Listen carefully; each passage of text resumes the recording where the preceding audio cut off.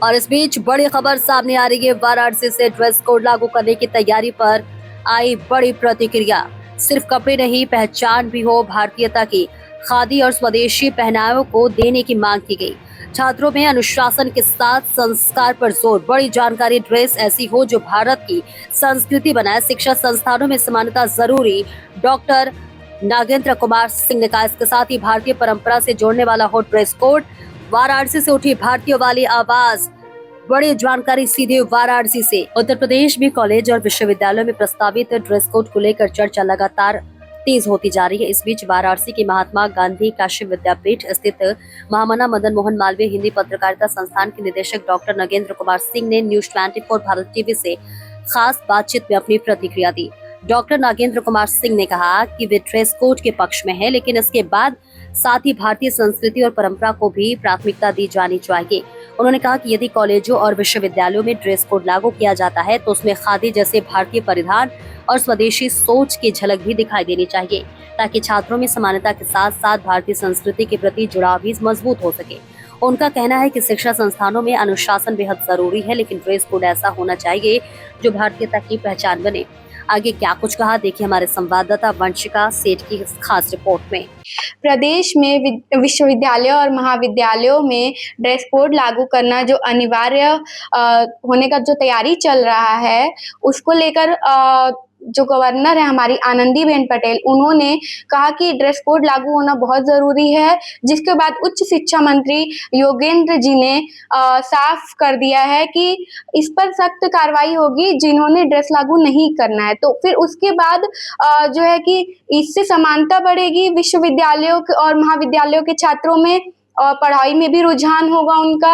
अब देखना ये है कि प्रदेश में जो यूनिफॉर्म लागू करने का जो ऑर्डर आया है, उस पर सारे विश्वविद्यालय और महाविद्यालयों में किस तरह का हलचल है या फिर किस तरह की उन लोग के मन में भावनाएं हैं।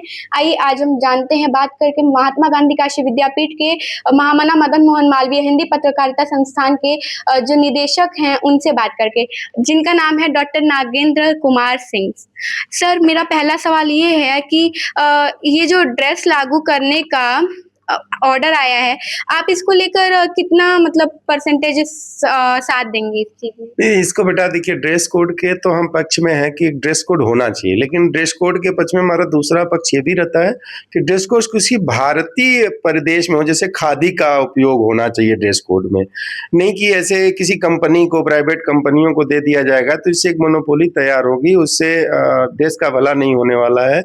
इसलिए देश की भला और आम जनता को नजर में रखते हुए ये अच्छे पहल है कि किसी खादी जैसे उद्योगों को दिया जाए, वहाँ उनके ड्रेस कोड तैयार कराए जाए, जिससे क्या होगा कि ड्रेस कोड होने से जो शिक्षा के लिए दो तरह के विद्यार्थी तैयार हो रहे हैं कि ड्रेस कोड न होने के कारण वो एडमिशन तो लेते हैं लेकिन जॉब कहीं करते हैं।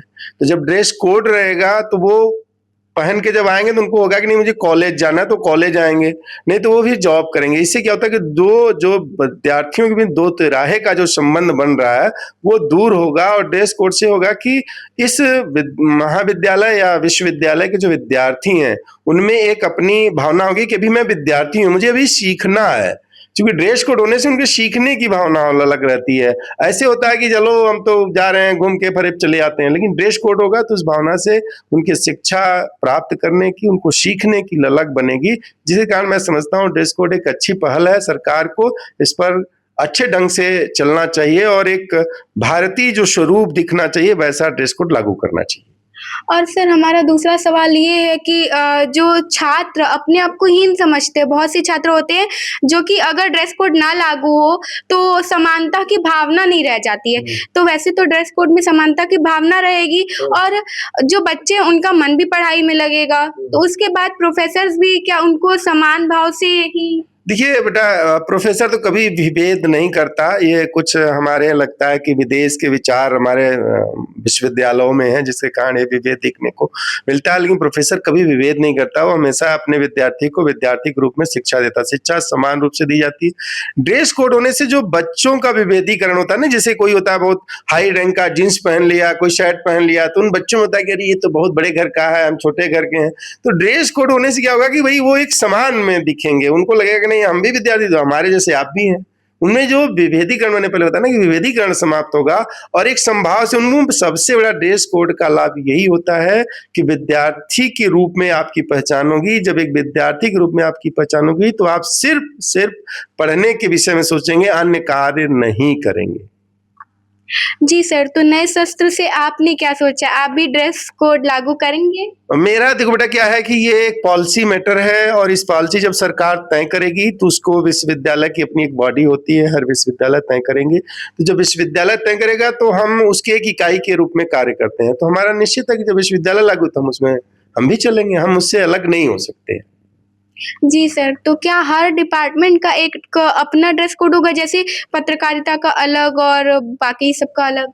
अब बेटा दरअसल क्या है, कुछ इस देश में कुछ नियामक संस्थाएं हैं, उस नियामक संस्थाओं के अपने अपने ड्रेस कोड हैं। जैसे मान लीजिए हम एक पर्टिकुलर लॉ है, अब लॉ का ड्रेस कोड है, काला कोट पहनना है, वो टाई लगानी है, उसको तो हम बदलने का अभी तक प्रयास नहीं किए, उसको भी बदलना चाहिए। भारत की आज़ादी के हमें 75 साल 100 साल मनाने वाले हैं अब आने वाले कुछ वर्षों में, तो हम अभी वो तो नहीं बदल पा रहे हैं। तो वो हमें लगता है कि इस पर बहुत विचार करने की जरूरत है कि हमें ड्रेस लागू होगा तो यूनिट वाइज होगा कि ओवरऑल वन होगा, कि विश्वविद्यालय का एक ड्रेस कोड होना चाहिए। मेरी अपनी सोच है कि विश्वविद्यालय का एक कोड होना चाहिए, एक ड्रेस कोड होना चाहिए, ना कि यूनिट वाइज होना चाहिए। क्योंकि फिर वो विविधीकरण होगा, उनको होगा कि ये लॉ के हैं, ये पत्रकारिता के हैं, ये मैनेजमेंट के हैं, तो उसमें फिर वही नियामक संस्थाओं का तकाज़ोर होगा। जैसे आज जितने प्राइवेट कॉलेजेस हैं आप देख रही हैं, जो स्कूलेज हैं, तो हर का अपना अलग अलग ड्रेस, कपड़े तो कपड़े हैं लेकिन उनके अलग अलग ड्रेस कोड हैं, जिससे क्या है कि तमाम उनकी अपनी एक मोनोपोली बनी हुई है।